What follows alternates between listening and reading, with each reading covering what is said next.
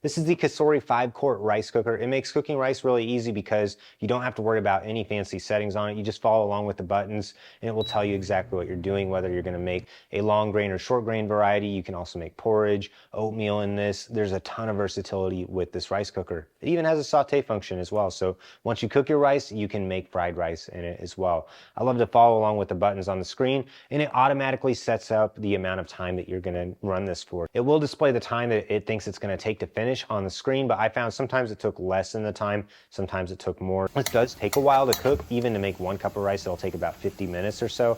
So definitely make sure that you're planning your cooking out in advance so that your rice is gonna be done when your main dish is done. But overall, I love this rice cooker. Very easy to use, has everything in the box you need. You get the scoop, you also get a rice measuring cup. There's even a steaming basket in it too, and there's the non-stick basket on the inside as well. So this even has some measurements on it that makes it easier for you to make rice. And they also give you an instruction manual that has a chart with all the different varieties of rice so that you can put in the type of rice that's your favorite and know exactly the buttons you need to press on the front of the Cosori rice cooker.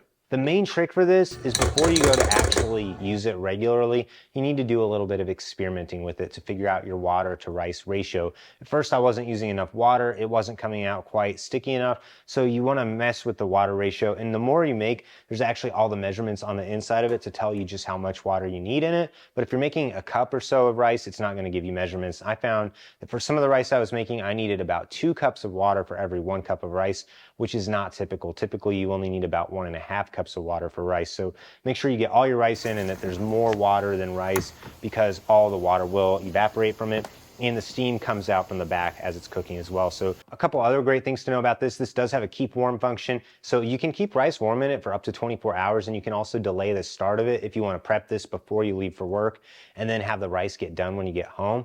That's another great option that this has as well. So really love the Cosori rice cooker.